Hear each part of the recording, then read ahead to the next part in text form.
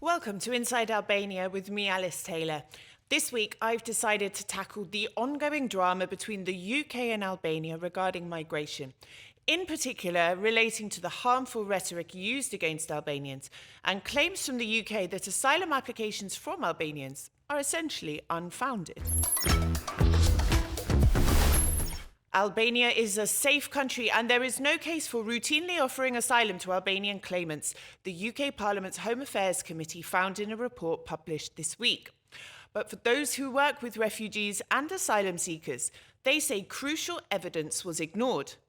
Now, in 2022, more than a quarter of the 45,755 people who crossed the channel in small boats came from Albania, and most of them claimed asylum.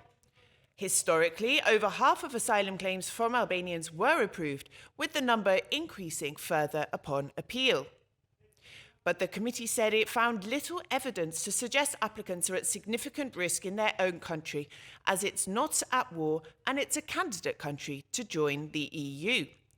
As a solution, the report states the UK and Albania should focus on economic development, increasing foreign investment, and creating seasonal work visas for Albanians in sectors like agriculture and construction. MPs did, however, note there were unquestionably cases of Albanian citizens being trafficked to the UK.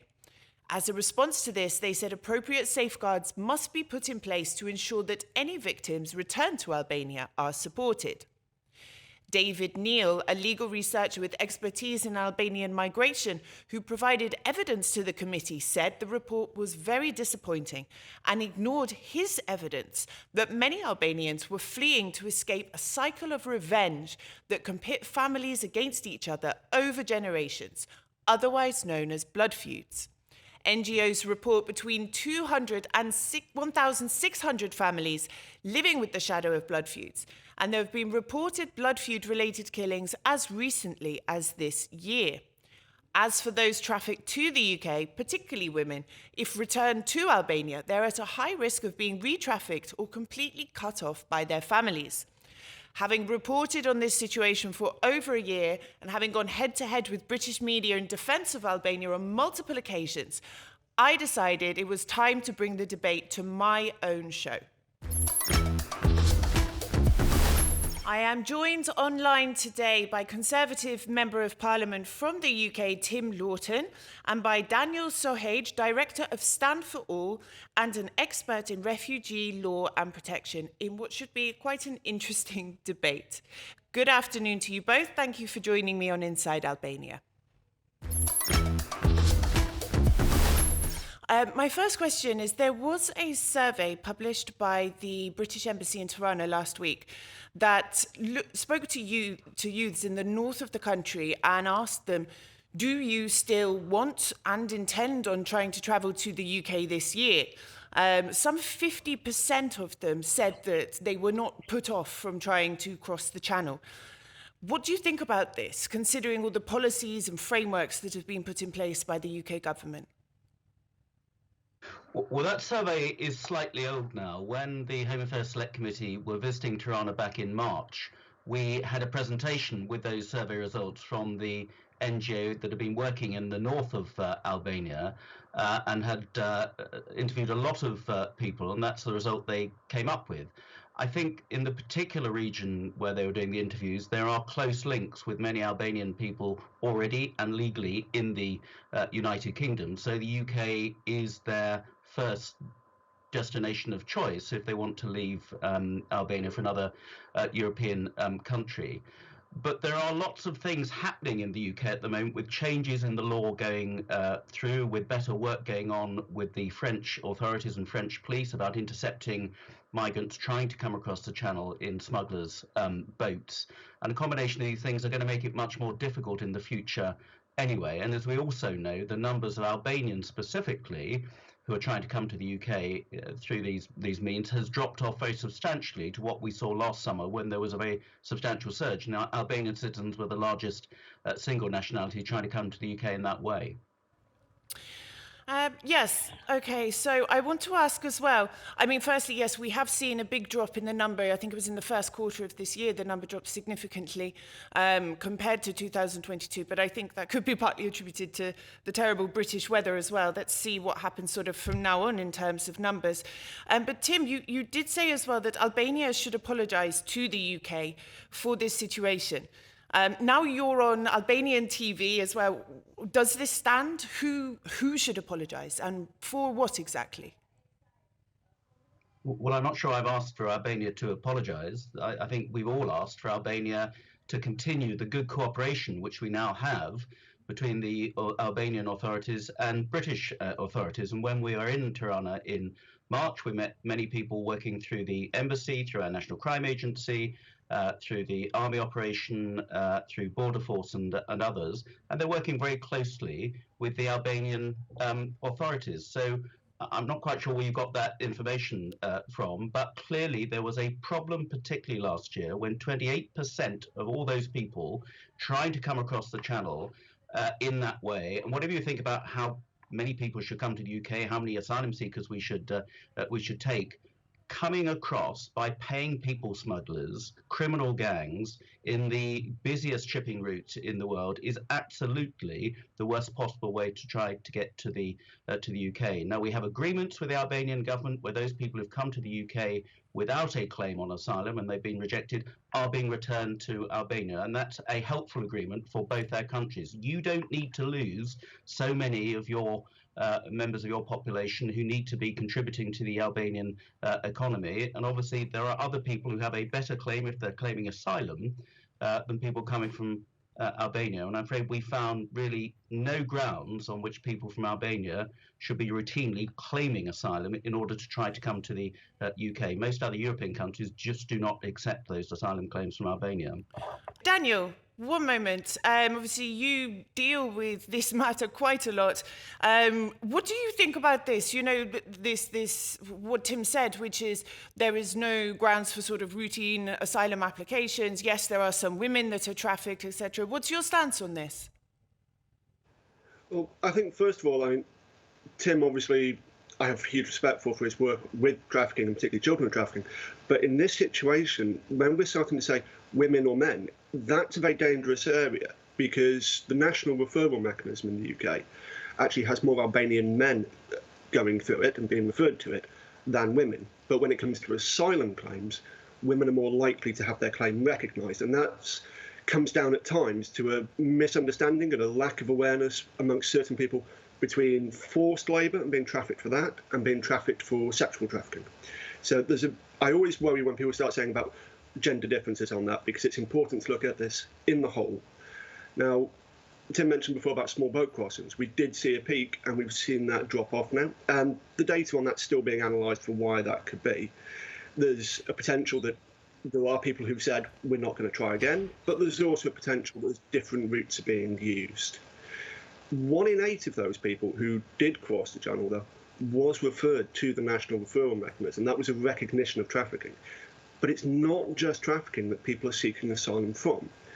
UNHCR has warned that Albania, for some people, is not a safe country. That's not saying for everybody, but that's why individual claims need to be processed, because it's not just trafficking. There are still issues with blood feuds, despite attempts to tackle that. That's a historic issues. There is also discrimination against certain minority groups, and there are high levels of domestic violence. So these are all things which combine, meaning that when you say it's a safe country, you really do have to go down into this and look at each individual claim very, very carefully on that. Tim, you've heard from Daniel there saying, you know, that it's a lot more complex than saying there's no routine approach. I mean, I've lived here for 6 years. I am well aware of the situation with regards to blood feuds, which was very much dismissed in the parliamentary report. Domestic violence, trafficking that affects boys as well. Problems with pressure from organised crime, lack of access to justice if you're a victim. You know, there are many, many reasons why people have their life endangered or their rights taken away from them, and they feel their only option is to seek asylum. I know a trans woman recently who has sought asylum elsewhere because she was unable to leave the house because she kept getting attacked. You know, Do you not think that this report sort of serves as a political tool rather than actually getting down to the point of the fact that, yes, Albania is a safe country, it's not at war, but that does not mean it's safe for everybody in every case? Report does not serve as a political tool. This is a report of the Home Affairs Select Committee, which is a cross-party committee of MPs which scrutinise the work of the Home Office. It is not there to do the political bidding of the government or any other party, so it's certainly not a political report. We are there to take evidence on an issue which is very topical and is causing great concern and great expense in the United Kingdom. And what we were absolutely united in is that there are very few cases whereby asylum claims from Albania should be routinely considered, certainly in contrast to many other countries where they are very clearly escaping persecution and danger. Now, of course, there will be individuals who are suffering from various forms of persecution and crime in Albania. Of course it is. We didn't downplay blood feuds. I don't know where you got that from if you've read the report. Yes, yeah. But it does not make it inevitable that they should come to the United Kingdom, and certainly not in the numbers that we seem who have been coming to the United Kingdom. Albania is a candidate country to join the EU. It is a signatory to various international trafficking, slavery and refugee conventions. Daniel, there was a case recently that I saw that Albanian children who were being kept in asylum hotels, was over 150, I think, appeared to have gone missing. And the government wasn't quite sure where they are. Do we have any more recent information on what's happened to these children? There's been cases where some have been found. Some have been found in systems of exploitation. Quite a large number are still not found. This has been ongoing, though. The figures of 200 was a specific time frame. But I used to work for an anti-child trafficking charity where back in November 2021, we wrote to the Home Secretary and other ministers warning that these hotels were leading to children going missing and leading to exploitation. At the time, we actually met with particularly young Albanians who had been trafficked, and they were warning about this situation because traffickers knew where the hotels were, so we're just waiting for people, effectively. This is a huge, huge issue which I think is flagged across, and I think Tim is probably very well aware of this and supportive of taking measures to protect these children. But it is an ongoing issue that seems to have dropped off the radar quite somewhat. And we know that a lot of these children will be being exploited. Tim, about this situation where children have unfortunately gone missing from asylum hotels in the UK, what's the government doing about this? Obviously, it's very concerning. Okay, let's be clear to put this in context. When people come to the UK seeking asylum, if they've come through boats or other irregular means, they are not put in prison. They are put up in hotels and other accommodation. They are free, in most cases, to come and go as they please, and that particularly involves children. So we cannot stop those children, and I think it's something like 87% of those who have gone missing are 16 and 17-year-old boys. There's only a record of one teenage girl who has gone missing from these hotels. There are very, very few documented cases of them actually being taken by traffickers. So it's not a case of traffickers waiting outside the hotels to snatch them. There was one case at a hotel in Sussex, and that child was recovered very quickly by the police. So let's put this into context. I'm afraid those children, and they are children, but they are older teenagers, have chosen to leave the hotels. In many cases have gone to family, friends and contacts. But in some cases, may well be working with traffickers and in criminal Do you gangs. know where they are? Because surely you can't say that if you don't know where they are. As it stands at the moment, as we heard from the Home Secretary in front of the Home Affairs Select Committee on Wednesday, there are 0 children in hotel accommodation for asylum seekers in the UK. They have now all been placed in foster care at great expense, specialist foster care, where they can be looked after. Yes. But again, they are free to abscond if they choose to. That's the nature. But they're still children of how we process in the eyes of the law. And do you know where they are? What's being We done to don't know find where them? all You don't know where they are. Okay. The we next don't know question where I all want to of them ask is, are. Let me finish. Don't Before you go on, don't leave it open-ended but like we've that. answered the question. Okay, continue. In all of the hotels where these people have been working, there are social workers, there are specialist police, there are child psychologists looking after those children in the very best way they can, working now with foster carers where they have been placed. They have come here irregularly, and when we have hundreds of people, whether Albanians or others, including some teenagers, arriving overnight all of a sudden, then it places huge strain on our facilities. So what else can we actually do with them? Would you like us to lock them up? Would you like Albanians to be put in secure accommodation whilst their asylum No, applications but I would are expect that processed? children are given special care, the fact that whether they've come Which to they the are, UK regularly or not, they are children. It doesn't matter whether they're male or which they are female given or special under the care, as age I've of just 18. described. Well, They've been given okay, special care, as they've I've just described. they've gone missing. But I want to ask you the main question that I want to know about, that I'm interested in, is something that really bothers me, and I want to ask you both. There is a very toxic rhetoric around this debate. The Prime Minister and politicians in the UK have exchanged a lot of insults and back and forth, etc. There have been some quite disappointing words coming out of Downing Street as well, calling Albanians criminals, statements to find the Albanians and send them back to Tirana. Now, I want to just say, I called the British Passport Office about 3 or 4 months ago, well, actually just before Christmas, to inquire about my daughter's British passport. And the man on the end of the phone, working in a government department, told me, oh, another Albanian after a British passport. I know friends in the UK with Albanian children who are being bullied and ostracized in the playground because of this rhetoric, which is coming out, which has come essentially from politics. Do you not think that this singling out of Albanians in a way, and some of the language that has been used by politicians, is really detracting from the situation, which you have explained very well, Tim? You know, you've said there's a lot more to it. We do want to look at cases and evaluate properly, etc. But this is getting lost in what appears to be this war of words, which has very real and serious consequences for Albanians in the UK. You have just come up with phrases like war of words. You've just ascribed some phrases to Downing Street, which absolutely have not come out of Downing Street. There may be some politicians who have made comments which have gone further than they should have done.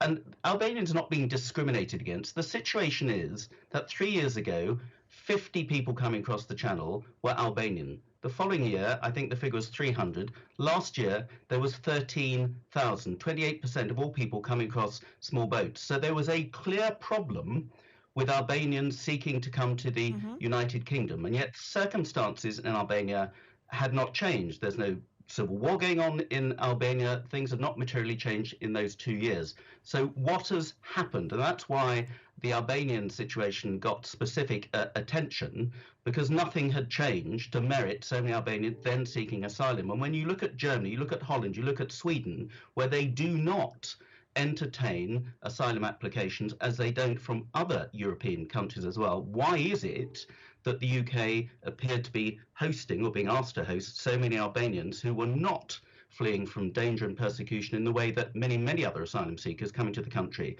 And we have taken in this country 160,000 people fleeing from Hong Kong, 180,000 people fleeing from Ukraine, 23,000 people from Afghanistan, more than any other European country. These people are in serious peril. Should they be put on the same basis as people coming from Albania, which is a safe country, notwithstanding some of the internal problems that you've got? But we are not the refuge for the world. We have a very generous asylum policy and looking after refugees from many parts of the world, and have done for many years. And I'm afraid there are people from Albania who were gaming the system, clearly, with people smugglers. And that was a problem that, jointly working with the Albanian authorities, the British government wants to resolve, and we are resolving, and the numbers have come down considerably, and we hope it will stay that way. But that didn't really answer my question, which was, are you not concerned that this is driving a very toxic rhetoric? I don't want to see any toxic rhetoric. There was no toxic rhetoric when Eddie Rama came and met the Prime Minister in London recently. They had a very warm and constructive visit. Albanians are not being singled out, but I've just given you the facts. But Last year, Robert 28% Jenrick of said the people find the coming across that way Albanians and send were them back to Albanians. Tirana. This is If not... there are Albanians coming to the UK, like any other people, who do not have a legitimate case to claim asylum, as very many of them don't, then they will be returned, where they can be, to the countries from which they came. We have a very constructive returns agreement with the Albanian government. We want that to continue working.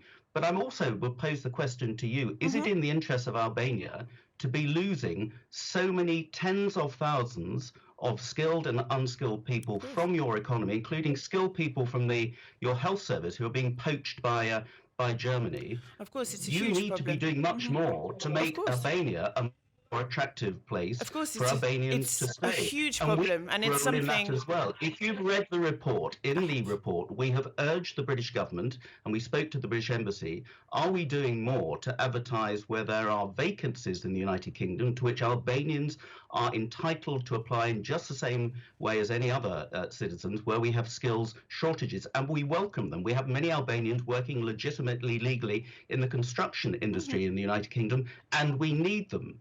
But what we don't need is people who are gaming the system. And there are a number of Albanians who are being trafficked, who need to be treated as victims, absolutely. We need to jointly clamp down on the people who are profiting from this smuggling, from those criminal gangs, and other people who are coming here with no credible reason to claim asylum because they're economic migrants. The UK cannot be the refuge for anybody who has a problem in Albania. Daniel, what are your thoughts on, firstly, the rhetoric and the last statement there about the UK should not be a refuge for people from Albania? Well, the rhetoric that we're seeing has become incredibly hostile, and that is, I'm afraid, a factor of even Robert Jenrick, the immigration minister, was called out for this by senior Albanian officials. We have seen cases of children being bullied of this. I've met with Albanians who are terrified because of the hostility against them. That is coming down from the top, and that is a serious thing. And that is irrelevant of the numbers. I'm sorry, we can talk about how many Albanians are coming, how many aren't.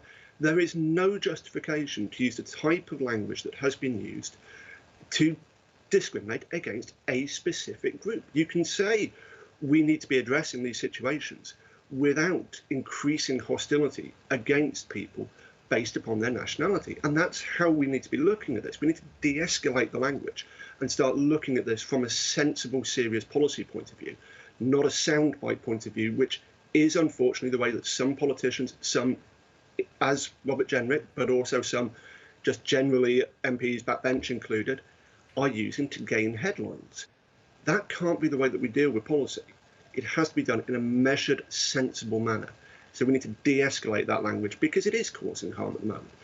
And one of the knock-on effects that are causing harm, and we do see this, a lot of traffickers use coercive control. It's very similar to domestic violence. If you try and escape us, then this will happen to you. We're the only people you can rely on. When their victims are seeing the sort of language coming out about Albanians, it makes it easier for traffickers to apply that coercive control. Look how they're talking about you. You think you're going to be safe with them? You're better with us.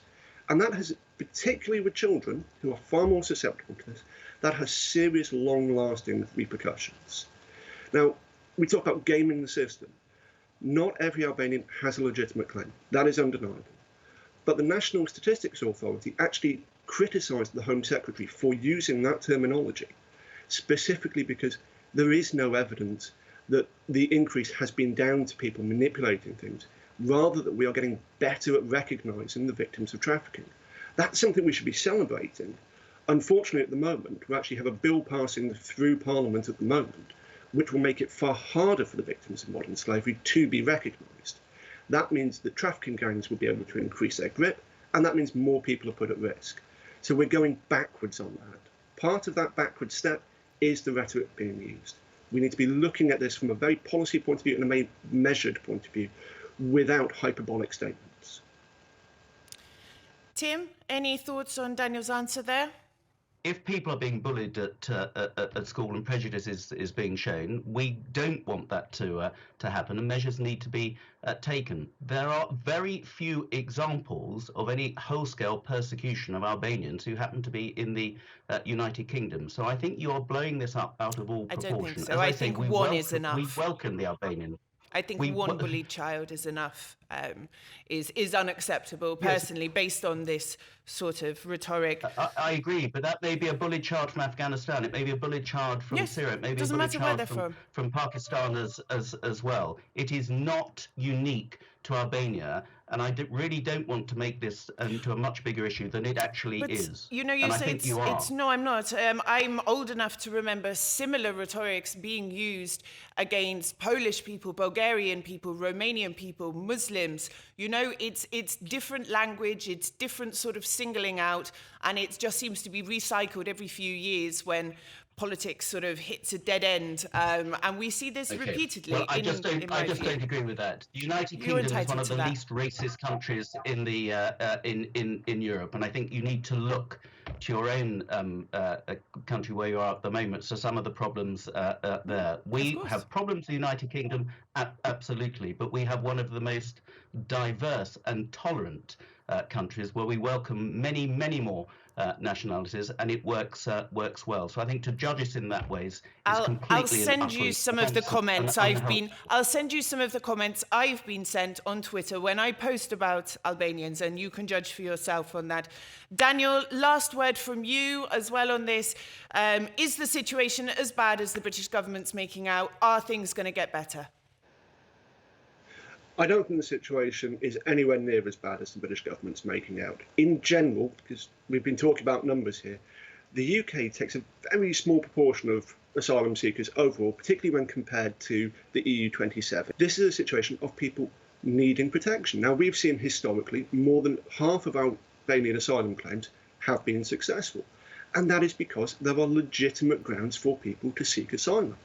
Now, I can see Tim shaking his head there, but they have been granted that asylum. That is a recognition of the fact that they required that asylum. These are completely artificial figures, and you know that. The current rate of asylum applications to Albanians is in the very low single figures. They were higher last year because the very large backlog, the Home Office was prioritising those higher risk groups, i.e. women and children, and therefore the asylum application success rate was much higher. Now it is tiny, so you cannot use over half. And look at other countries.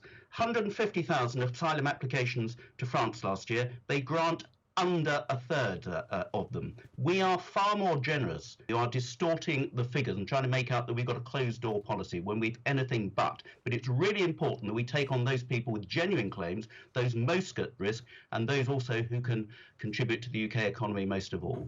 I'm not saying we are a closed door nation, but we are increasingly becoming that. We're also taking into account that we are passing legislation that will limit that. We passed legislation last year that made it harder for people to be recognised as asylum seekers.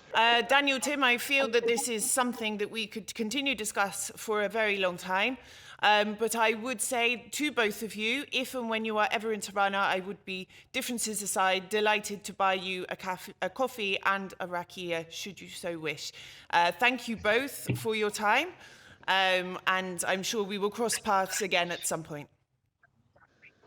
Thank you very much. Thank you. Thanks.